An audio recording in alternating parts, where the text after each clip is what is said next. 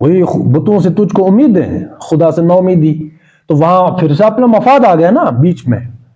کوئی بھی مفاد ہے بھائی، کون جو ہے سرخپائی کرے گا، کون معاشرے کے ساتھ لڑے گا، کون جو ہے مصیبتیں جھیلے گا، کون قربانیاں دے گا.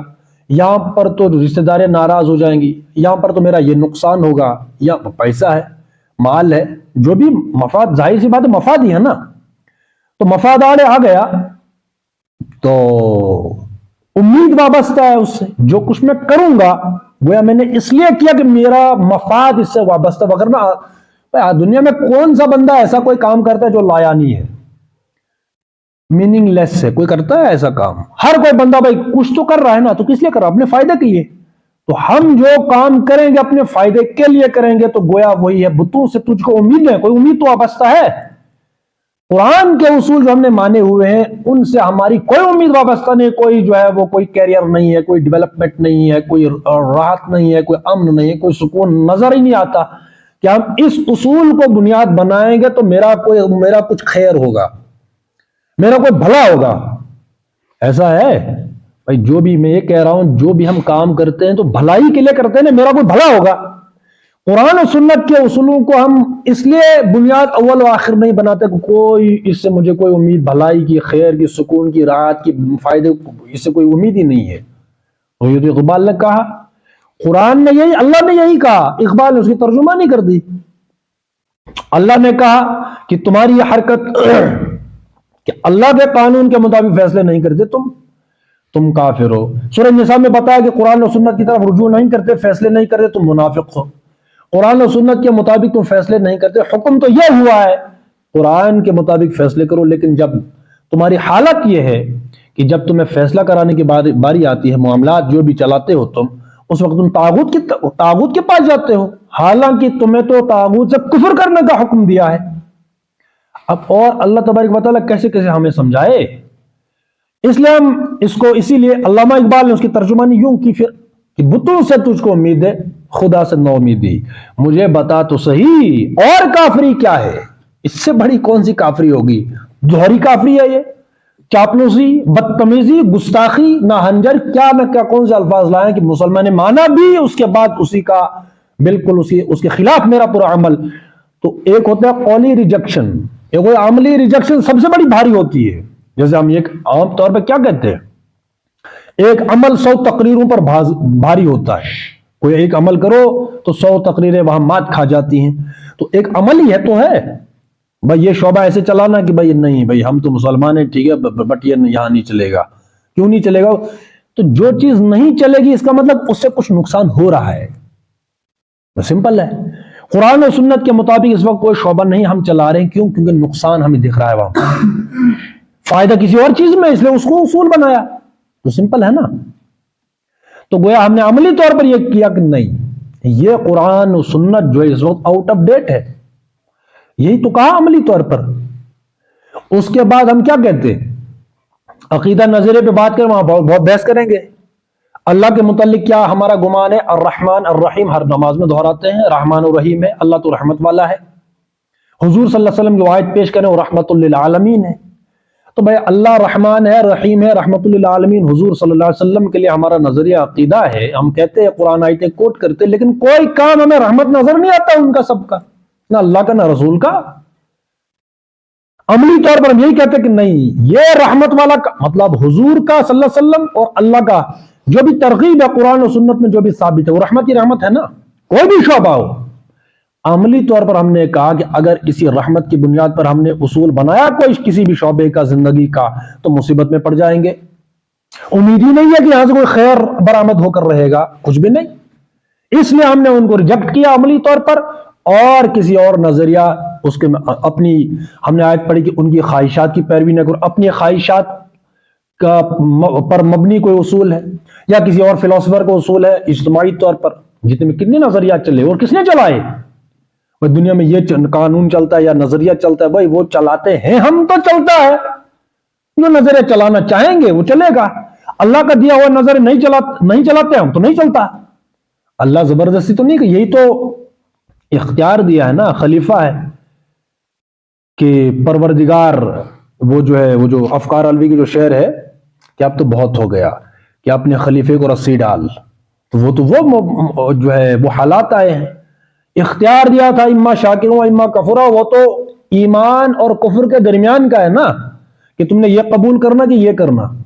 ہم نے قبول کیا اللہ تبارک و تعالیٰ کی ہدایت قبول کی، لیکن چلنے کے لیے تیار نہیں ہے کہ نہیں یہ رحمت وغیرہ نہیں ہے، صرف کتابوں میں ہے۔ تو عملی طور پر کہ ہم وہ کام کرتے ہیں جہاں ہمارا مفاد وابستہ ہے، بس اتنی سی بات ہے۔ وغیرہ ہمیں یہ یقین ہوتا، جیسے کہ میں بار بار فوکس اسی پہ کرتا ہوں کہ کوئی بھی آیت ہے قرآن و سنت، قرآن میں اور سنت سے کوئی بھی اصول ثابت ہے، کوئی ترغیب ہے کوئی بھی کسی بھی چیز کی، حکم ہے یا ترغیب ہے، میں یہ کہہ رہا ہوں، میں یہ کہتا ہوں بار بار کہ قرآن میں جو بھی آیت ہے آیت الاحکام کے ضمن میں، خاص طور پر جو قانونی چیز ہے، اگر تو وہ صرف قرآن میں درج ہے بغیر حکم کے، حکم کی شرط نہیں ہے کہ یہ حکم ہے، وہ ترغیب ہے، صرف وہ قرآن میں درج ہے نا، تو بس ہم اس کا درج ہونا ہی ہمارے لیے فرض کے برابر ہے، فرض کے درجے میں۔ کیوں؟ کیونکہ اب اس کی دلیل یہ ہے کہ اللہ نے اپنے آخری کلام میں اس کو درج کر دیا، اور کلام ختم نبوت اتمام ہو گیا۔ اس کا مطلب کیا ہوا کہ کوئی تو خیر ہے اس میں، کوئی تو حکمت ہے کہ قرآن میں یہ درج ہو گئی آخری کتاب میں، تو فرض کے درجے میں ہے۔ تو اگر تو کوئی آیت ہے ایسی کہ ہمیں اس کی حکمت کوئی وہ جو ہے کوئی فضیلت حکمت کو وہ سمجھ نہیں آ رہی، لیکن ہم اس یقین پر اس پر عمل کرتے کہ بھئی اللہ کے آخری کلام میں درج ہے یہ بات، تو ہم تو ناچتے ہوئے اس پر عمل کرتے کہ کوئی تو خیر ہے۔ چلو کہیں بھنک پڑتی ہے نا کسی خزانے کی، کہیں بھی دنیا میں وہ کوئی کام کرتے ہیں، جس بھی شعب جو بھی کام ہم کرتے ہوتے ہیں، تو اگر کوئی بھنک بھی پڑتی ہے کہ بھائی وہاں جو ہم کا مطلوبہ کام ہے تو وہاں اس کا مواد کہیں ادھر بھی ہم نے کچھ نشانات دیکھے تھے، تو نشانیوں کے پیچھے بھی نہیں پڑتے، ہم نشان کے پیچھے پڑتے نا، کہ ہمارے پیش نظر جو کام ہے اس کے لیے مواد ہم نے وہاں بھی دیکھا تھا، وہاں بھی کچھ سراغ مل سکتا ہے، چلو تو سارے چلتے ادھر کی نہیں۔ کیوں؟ امید ہوتی کہ یہاں سے ہم جو کام کر رہے ہیں اس کے لیے مواد کی فراہمی وہاں سے ہوگی، امید ہے۔ یہ تو اللہ کا کلام ہے، اگر تو اللہ نے کوئی اشارہ بھی دیا تھا ہم اس کی قریب ایسے کرتے، اس کو کھودتے، اس کی حکمتوں کے پیچھے ایسے پڑھتے کہ اللہ نے ڈالی ہوئی آئے تو کوئی تو حکمت ہے بھائی، چلو مل جل کر اس کو جو ہے کھنگالتے ہیں، اس کی حکمتوں میں ڈوبتے ہیں، اس پر عمل کرتے ہیں۔ یا اگر حکمت پوری طرح سمجھ نہ آتی، عملی بات ہو اگر درپیش ہوتی یا عملی کوئی آیت ہوتی کہ اس پر عمل کرو، ترغیب ہوتی، تو ہم اس یقین کے ساتھ عمل کرتے کہ چلو سمجھ ہے یا نہیں ہے، عمل کرتے انشاءاللہ خیر تو ہوگا ہی ہوگا نا، اس میں خیر تو ہے ہی ہے، اس لیے عمل کرتے وہ خیر عمل کے نتیجے میں برآمد ہو کر رہے گا۔ کیوں؟ کیونکہ اللہ کا آخری کلام ہے، کچھ تو ہے، تو یہ ہماری اپروچ ہونی چاہیے تھی۔ لیکن ہم نے یہودیوں کی طرح کیا کیا؟ اچھا یہودیوں ہمارا فرق ہے نا، ہم ان سے آگے کیوں ہیں؟ وہ تو یہودی تھے، قرآن کے تھے، وہ یہودی ہیں، مسلمان ہیں۔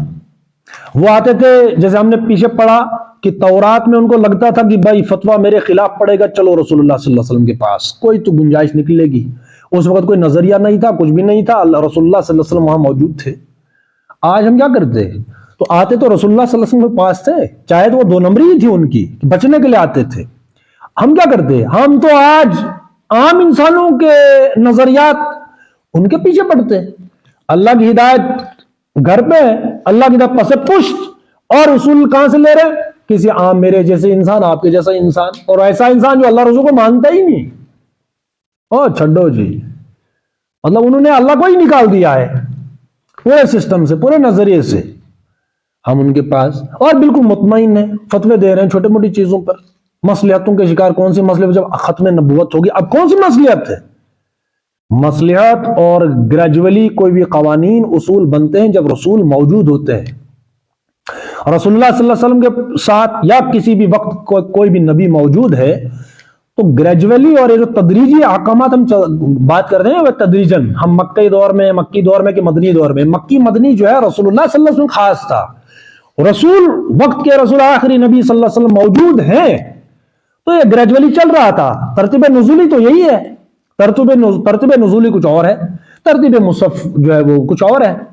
تو وہ خاص حضور صلی اللہ علیہ وسلم کے ساتھ ہے نا، یہ خاص ختم نبوت ہو چکا، ہمارے پاس ترتیب کے ساتھ اسلام پیش کیا حضور صلی اللہ علیہ وسلم عملی طور پر، ہم اس کے پابند ہیں، نہ کہ کسی اور ترتیب کے ساتھ کہ اب ہم تو گریجولی چلیں گے، اب تو ہم اس دور میں، ہم تو اس دور، وہ دور ختم ہو گئے۔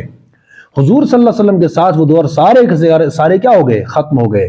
حضور نے جس شیپ میں، جس تصویر میں، جس شکل میں اسلام کو پیش کیا، ہم اس شکل کے ساتھ پابند ہیں اسلام پر عمل کرنے کے لیے، انفرادی اور اجتماعی طور پر۔ اور اسلام اکثر و بیشتر کیا ہے؟ وہ اجتماعیت کے ساتھ ہے، اجتماعی مفاد ہے اس میں۔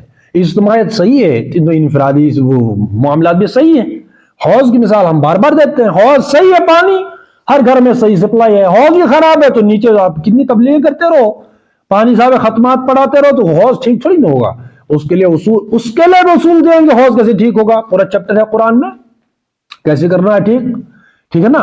تو اس میں اصول دیا کہ آخری نبی صلی اللہ علیہ وسلم، ختم نبوت ہو چکا، اب اصول چلیں گے اللہ رسول کے، کوئی اس میں جو ہے وہ مصالحت کی کوئی گنجائش ہے نہیں۔